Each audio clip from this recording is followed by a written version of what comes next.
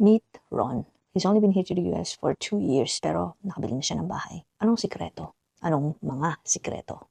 I had a chance to talk to him today to learn about his house buying journey. Ron is my former co-worker in New Jersey, currently working as a pediatric home care nurse, private duty nursing setting or PDN. He came to the US with his wife and his son, and just like everyone else that I knew in New Jersey, he got himself a car. They rented an apartment, but within 2 years of staying here as an immigrant, he got to buy a house with his wife. I'm glad he gave me a chance to talk to him today. And here is Ron. Yeah, May Oo nga. 2024. May I came here 2024 May you came here. 2024. And And then, naka-reach lang ako ng 2 years nung May 2026. so just really recent lang, no? Sa short span of time na nandito ka, nakakuha Mm. ka na agad ng bahay. So a lot of people maybe wanted more information Yep. about that. What did you do? Mga ganun. Okay. Yun.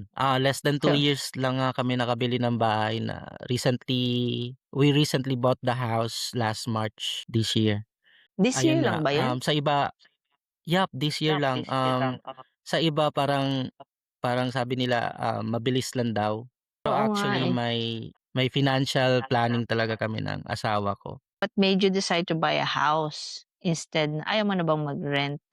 Um, with regards sa monthly rental prices kasi yung monthly rental prices yung average dito sa New Jersey, we're almost the same lang siya as paying sa monthly mortgage nung first namin nalaman. So I think yung average cost ng rental dito sa New Jersey is around 2,500 for a Mhm. 2-bedroom unit.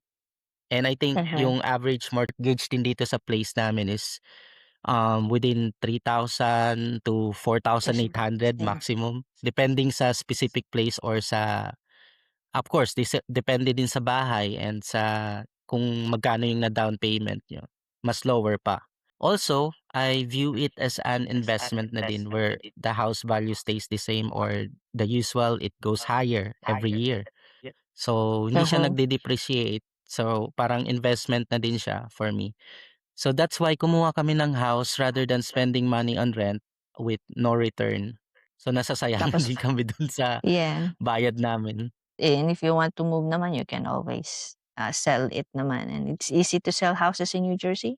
Yup, of course. Kasi, let's say for example sa Lakewood, talagang aggressive talaga yung mga buyers doon. Maraming gustong bumili ng mga bahay, 'di ba? Mhm. And well, Lakewood is closer to Brick. So, I Mhm. think it's the same. And right now pala, Ron is nasa Brick, New Jersey. And the house that he bought is actually near the ocean. Tama ba? How far are you Yes. from the beach? 15 minutes away lang driving. O, 'di ba? Tapos how 15 much minutes yung away. if Yeah. is it okay if you could tell me how much yung bahay and how much down payment? Yung bahay, it's cost like over 400,000 and okay lang ba pag percentage lang? Okay lang, Yung okay lang. na-down payment namin is yung na-down payment namin actually is 5% ng bahay. Well, we thought na kailangan talaga 10%. So, we have saved at least 10%. But actually yung loan officer namin in-inform sa amin na pwedeng minimum of 5%. So, Mhm. yung remaining 5% namin, dinagdag na lang namin sa emergency funds namin. Actually, nung bumili kami ng bahay, like 3 months lang namin pinag-isipan. Can you tell me more Kasi about that from process? back from the Philippines kasi lagi na kami nagmo-move nagre-rent, and Mhm. every year nagmo-move kami since our marriage. So, nung nakatira na kami din dito sa US, nag-move din kami from our first apartment. After a year, nag-move na din kami. We came to Yeah, I decide remember that. na kasi nagbi-visit kasi yung namin in-laws dito like every year. So, dun sa house na nire-rent namin, like bawal magstay yung mga visitors for more than 2 weeks. That's how strict they are. Pinag-isipan namin na maybe it's time to move naman, kasi hindi na pwede dito, kasi yung in-laws namin Mhm. magse-stay ng 5 months, 3 to 5 months, and parang mahirap na. So, kailangan namin i-let go yung nire-rent naming house last time. So, and we are also planning na to like, we're thinking na yung na-save naming money, maybe we can make it as a down payment sa house. So, parang connect lang siya. So, that's why Mhm. Because of your nag-decide na kami situation. na to Mhm. situation nga namin. You're a Nakakapagod, Yeah, I understand especially that. dito, Mahirap talaga marami na kaming mag-move. gamit. Talaga no, pag first few years talaga nabi-build up agad yung mga gamit ano. Oo nga, Nakaka-excite din kasi. So, for you, ano yung yep. mga biggest challenges for you that it was there any challenges ba that stop you from buying a house or tuloy-tuloy lang talaga yung Ah, process? so sa pag-process sa house is, the biggest challenge is, finding a house that is suited sa budget namin. And at the same time, choosing a house that meets our needs and wants. And also what we found nga is a single family home here sa Brick, which is Mhm. 2 bedroom, 1 garage and, full basement. And what almost stopped me from us from buying a house is yung unfamiliarity in how to maintain a house. Like, Kasi first time niyo din. when it yeah, in renting the apartment kasi, sila na lahat magme-maintain, including yung pag-ayos ng mga sira, 'di ba, one call away lang. Ah, Mhm. dito if you own a house, you need to spend more if may mga sira or kailangang i-maintain. Ah, and also may choice ka din na gawin mo na lang on your own para makatipid, pero mahirap lang din, eh, mahirap mag-ano, mag-DIY. Mhm. Pero kailangan lang talagang ano, you need to be more patient and to yourself, and also kailangan talaga na ano na, malawak yung mind mo para matutunan lahat dito, especially nandito sa US. So, thankful lang din na may Gemini, may ChatGPT, and Yeah, may they're YouTube really, really University. helpful. 'Pag nasira kasi yung car mo, you need to well, ang mahal talaga ng lahat if you ask someone else to do it. Yeah, Kaya most of the people I meet, natututo sila talaga to fix things sa house, sa car nila on their own. Pero kapag hindi na talaga kaya, ayun talagang papagawa na sa iba kahit sobrang mahal. With what you absolutely, yes. mentioned, yung mga challenges sa'yo, is it still worth it though na you get to need to maintain your own house, you bought your own house? Worth it naman siya in terms of like parang, yung knowledge na yun, matutunan ko sa like sa YouTube, and helpful din yung mga friends ko na nandito sa New Jersey, mga coworkers ko na mga homeowners din. Nag-create sila ng GC You form your sa own Messenger, and, community. Yeah, of course. yeah, yeah, of course. And then in-add nila ako doon. So, napapagtatanungan ko din sila kasi may alam may natutunan din sila along the way nung pagkabili nila ng house, shine-share din nila doon. So, ako din if may natutunan din ako from YouTube University, mga DIY videos, You pass it shine-share ko on. din. Yeah. Yeah, that's So awesome. ano din, worth it talaga siya kasi, at the end of the day parang 'pag may natutunan ka, makakatipid ka pa, and at the same time ma-share mo pa sa others. And Mhm, also, um, mashi-share ko din sa mga anak ko sa future, 'di ba? Na mhm. para makatipid sila. Yeah. Nag-e-exercise din ako, parang yun na din yung form of exercise ko, like gardening. After Ah, ng gardening talagang parang pagkatapos parang nag-workout lang ako, pagod ka na. Yup, but it's worth it kasi makikita mo talaga yung result na na yung after nung mo nagawa yung ano, yung task or Mhm. And projects. yeah, like, I was gonna say you get to carry it with you once you get that knowledge, nandiyan na yan. So, it's gonna Yup. be with you forever unless by the time na tumanda na medyo mag-start na tayong makalimutan everything. So, um, you were mentioning earlier about the financial guide that you talked to. Paano kayo nag-prepare ba? What did you do to prepare financially para makabili kayo ng Um, bahay? Meron ba kayong fino-follow na habits that you had before or what did you do? So, yun nga nasabi ko last na, when we came here, we never thought that we will buy a house here in the US. So, we just save money, for emergency, for things like, gusto namin pumasyal sa ibang state, Mhm. the usual lang, the usual thing we do, back when we were in the Philippines, nagse-save na din talaga kami mag-asawa. Um Pero yung naipon namin from the Philippines, naubos lang din pagkarating dito sa US. So, back to zero kami. Mhm.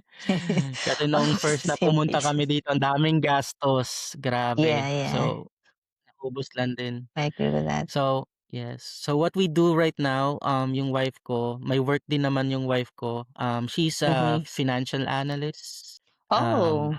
Accountant talaga siya, back in the Philippines and, Oh. I think may exam siya na napasa niya, which is financial analyst, which is thankful lang din ako kasi accepted siya dito sa US. Mhm. Accepted siya dito sa US, parang universal license siya na something na Mhm. gano'n. So, na-hire siya That's after 6 months of awesome. applying. That's really Yep, helpful din talaga kapag nandito sa US, you're first starting na yung wife mo o yung partner mo, pareho kayong may trabaho. Talagang you get to yeah. easily meet your goals, kahit yung mga goals na hindi niyo naisip na gagawin before, like yung ngayon na bumili kayo ng bahay.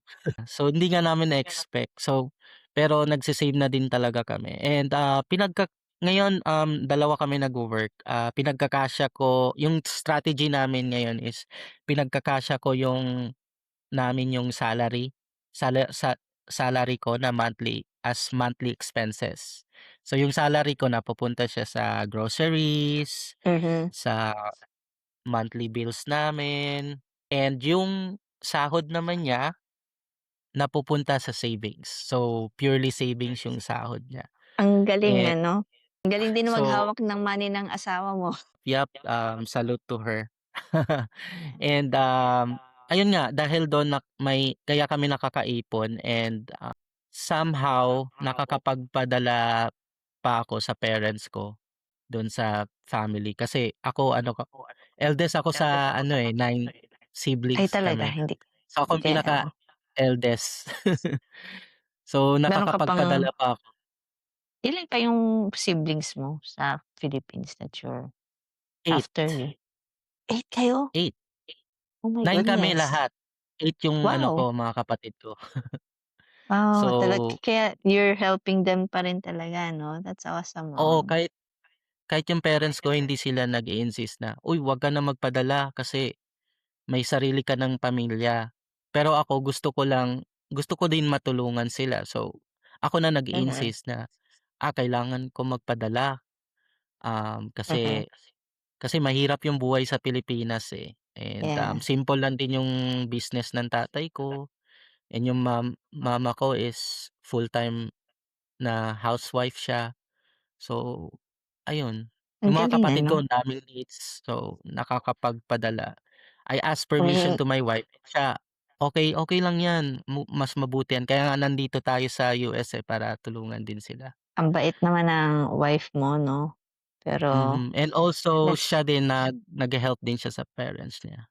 okey. It takes two din talaga and both of you also likes, and siguro dahil religious din kayong dalawa, that's why Being this is really being, easier. being close to God is parang na nacha-change yung heart din namin na to be more Helpful. generous. Yeah, Yeah, to be generous. more generous to others, sa family, kasi alam naman namin talaga na si Lord 'pag you cannot, like outgive God's generosity din.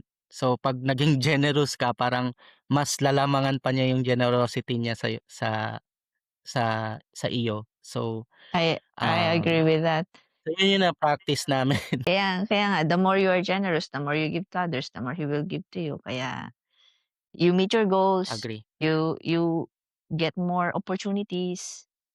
Thank you for sharing all of I that will and Yes, I would like may to mga add lang, also.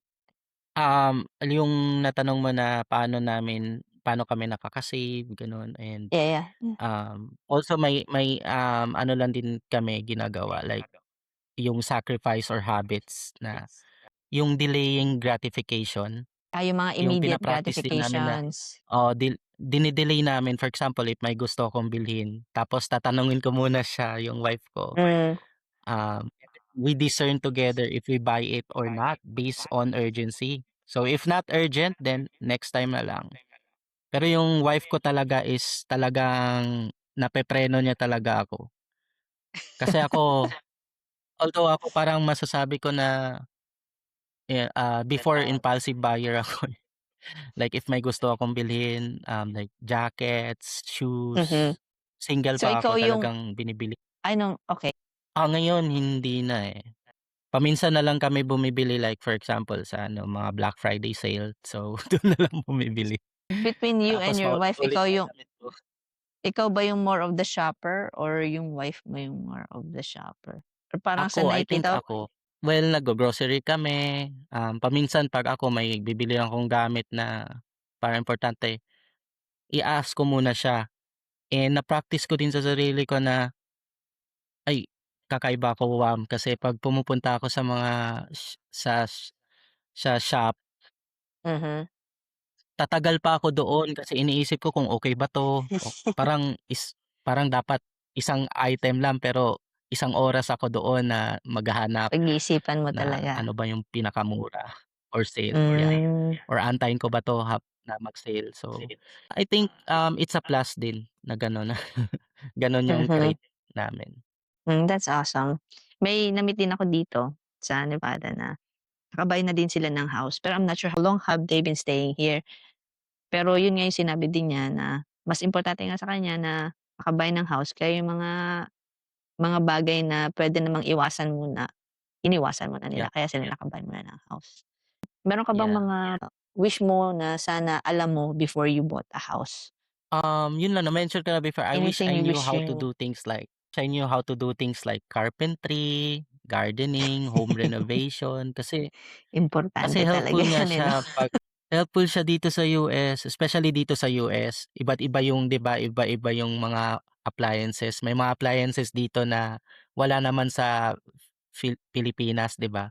Mhm. So, helpful talaga siya 'pag you know it all, 'di ba? But thank God we have DIY videos nga in YouTube University where I can learn a lot of things. It's easier ngayon that now that everything is on social media, everyone's online. Hmm, Tapos meron pa tayong ChatGPT, yung mga AI nakaka-help sa'tin. With both the AI and the community, mas easier na na matutunan yung mga bagay-bagay na hindi pa natin alam before. totally agree. So, i-maximize na natin yung mga resources na 'yan. Yeah. Ngayon na because you're at this point na you're working 2 years here, 2 years na, so 2 years and 2 months, yeah. wala pang 3 years 'no? So it's really that possible pala sa immigrants to Mhm. buy a house in 2 years pa lang na Yeah, pag-move dito sa US. yes, of course. Sa case nga namin na almost 2 years pa lang, but maybe possible lang naman sa amin, sa case lang naman namin kasi both of us are working. If solo, I say it's possible pero medyo It's kinda challenging hard din 'no? siguro. Unless Mhm. yeah, it's kinda hard. Unless 60 and above ang salary, Ano kaya yun? at kaya naman at I mean if, like medyo challenging siya if 60 and above yung per 60 hour na salary annually, nila. per hour, okey. Yeah, per hour, sorry. Sorry. At masipag mag-take ng extra shifts. So, I think Mhm. possible siya. So, Um, also being frugal, yung matipid ka especially with the little for things like, reality. learning to distinguish between what you want and what you truly need. Yun Mhm. nga, sabi ko magaling asawa ko diyan. Madami kami nasa-save from eating out less, 'di ba? Avoid unnecessary shopping and choosing affordable options and being intentional with our spendings. Tama. If you don't mind na-mention mo yung hourly rate. Is it okay if you share your hourly rate Yung, right now? hourly rate namin, I mean sa case ko, since naging Oh, magka-work naman tayo, 'di ba? So, mm. ano talaga siya like, below average siya, I think, Yet you still get to kasi buy a house, 'di ba? yeah, So it's really possible. yes, possible siya kasi dalawa kami nagwo-work, Oh, yeah. so ayun nga below average, although below average yung hourly rate ko, thankful lang din ako kasi hindi naman ako like naggagahol sa pag-take ng extra shift just to make things and, I mean Mhm. ma-meet lang yung ano, yung mga expenses namin dito. Um, Kasi dalawa nga kami nagwo-work ni misis. So and at the same time, nagkakaroon din ako ng quality time sa anak ko. Like I used to take him to the playground, um, Uh-huh. sasamahan siya sa swimming lesson niya, and maglalaro kami dito sa bahay. So, may quality time kami and at the same time, nakaka-earn lang din ng sakto, nakaka-save din kami. And yung wife ko just to let you know, Uh-huh. nagwo-work siya ngayon, Ay, Mondays ngayon? to Friday. Yep, and Wait, she's working working at from home? Ah, yep, okay. Oh, that's nice. So, yep, sana ikaw all 'no? okay. Wait lang, sabi mo kasi ano, nagte-take ka pa ng extra shifts tapos may time ka pa sa anak mo. So, how does it work? Ah, Ilan yung if you don't mind, ilang oras ka ba nagwo-work per week? ngayon dati nagte-take ako ng extra shifts, like I I'm working 48 hours and then nung, Ah, okay, okay na din. bumaba siya naging 40 hours per week, ngayon Uh-huh. naging 36 hours na lang siya. Yep, full-time siya Ah, nagwo-work. okay. So, So, every time na parang sa isang week ngayon, ano na lang ako nagwo-work, 3 days in a week na lang. So, the remaining 4 days is ayun ako nag-aalaga sa kay ano anak na, ko, sa yeah. kay Rael na. If you could give just one piece of advice for Filipino nurses dreaming of buying a house sa US or sa New Jersey, what's that advice? Ano mai-a-advice mo sa kanila? What's that one thing? Um, Actually parang two things na din siya, eh. So, para Sige, sa akin go don't ahead. rush yeah, if okay lang. Okay lang. Para sa akin, don't rush to buy just because you're finally earning more. So, for me, build your financial foundation first, like yung emergency funds and Mhm. enough na savings. Then buy a house you can comfortably afford. And most importantly, praying to God helps a lot. He helps us a lot in discerning things, for us to discern things and making everything possible and help us survive here sa US. Lalo na nung Mhm. first year kami dito, talagang ang hirap. Uh, Ako lang nagwo-work nun for like 6 months. And talagang saktong-sakto lang talaga yung mga yung oh. And Mhm. thankful lang din ako nung nandito ako sa New Jersey nung first year namin is may mga food pantries na available na puwede mong puntahan na Yes. like Mhm. weekly. And yung anak ko din is na ano siya, naging eligible siya sa WIC.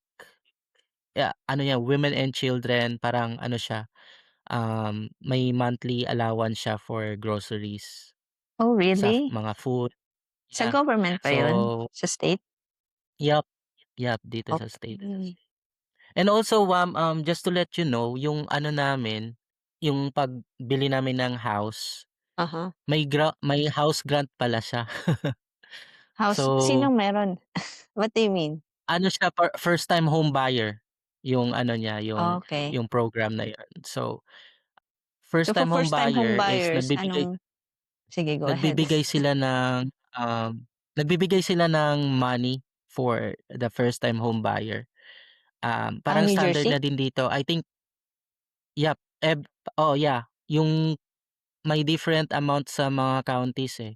Dito sa Ocean County, 22,000 Oh, yung really? binibigay nilang free money. Yup, and, Kaya pala, eh. yung loan officer ko siya yung nag-a-apply. Siya nag-apply nun and nung sinabi niya na eligible kami.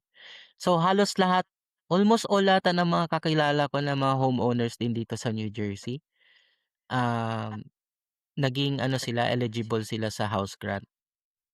So, Oh, that's free money. that's really So, helpful. Thank you for that yeah. information kasi hindi ko yan alam, eh. Ngayon ko Oo. lang So, nalaman. nakadagdag siya sa closing cost kasi may mga closing cost pa, eh, yung sa pagbayad sa attorney, sa loan officer, and sa realtor. So, yun yung closing cost.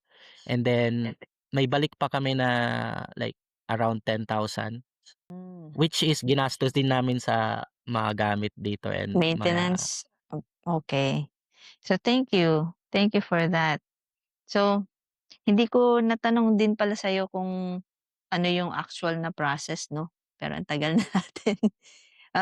Okey lang ba oo very nga, quickly kung paano can you tell oo pala. us paano paano ka halimbawa, paano ka nag-start like when you saw the house, ano yung nangyari? Ano yung mga sunod-sunod na nangyari? Very quickly lang.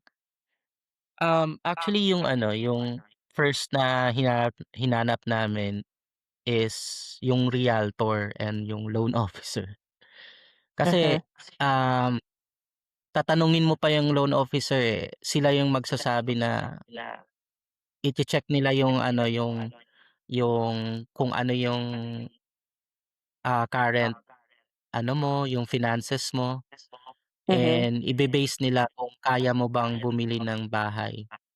So, yun yung first na, approach and yung loan officer and yung realtor namin is ni-recommend lang din ng mga friends ko dito sa New Friends. Jersey na mga homeowner na. And just to let you know, yung loan officer and yung realtor namin, they are Filipinos din. Ay talaga? So madali lang, yup. That's So awesome.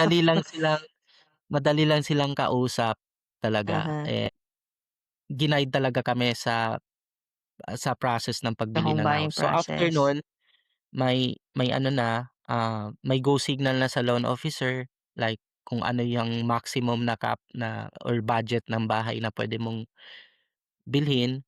So, that's the time na hahanapin ng realtor, kung ano yung Hmm. bahay. Pero 'pag pag-uusapan niyo kung ano yung specific needs niyo na bahay, gaya sa amin sinabi namin two 2 bedroom bedrooms. na single family house lang na two bedroom na malalapit lang dito sa workplace. So, ayun, parang after a month nakahanap kami ng bahay and thankfully dito sa Brick namin nahanap.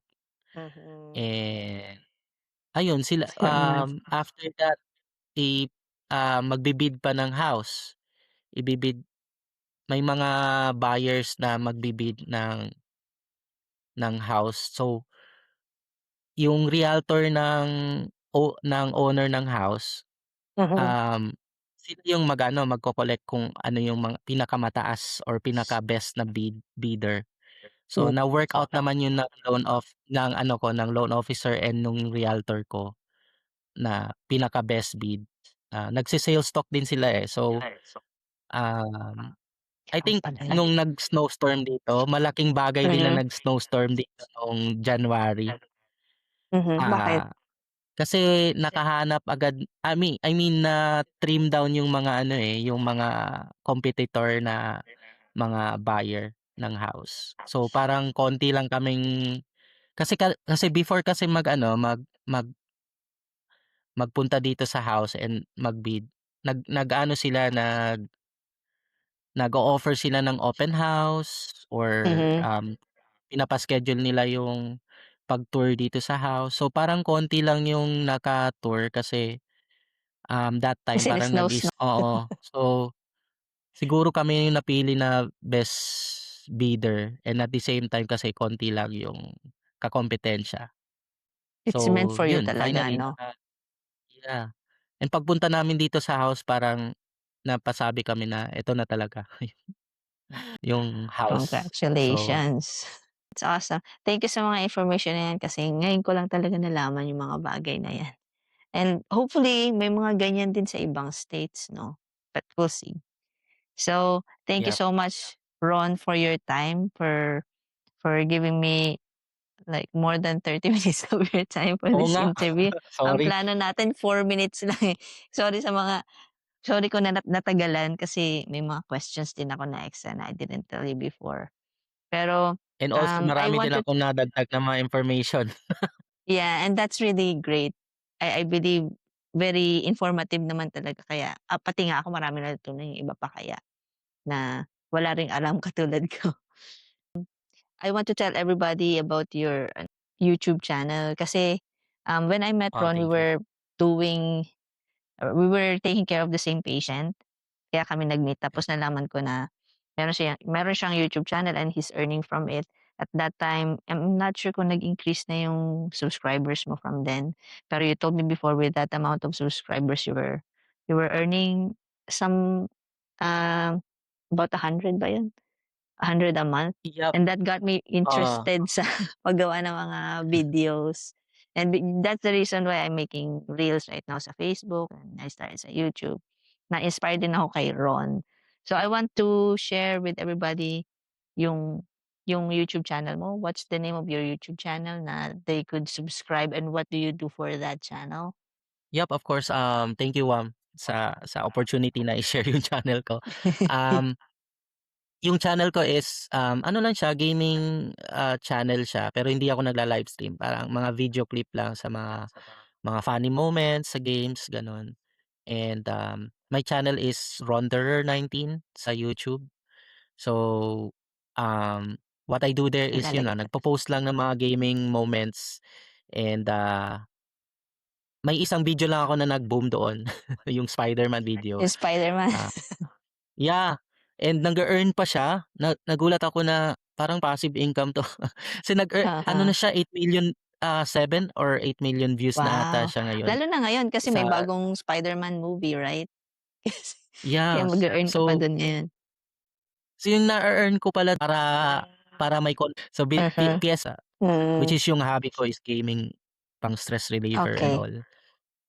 Thank you, Ron. So, for any of you guys na mahilig din mag-gaming like Ron, you can follow him sa YouTube, Ronderer on YouTube.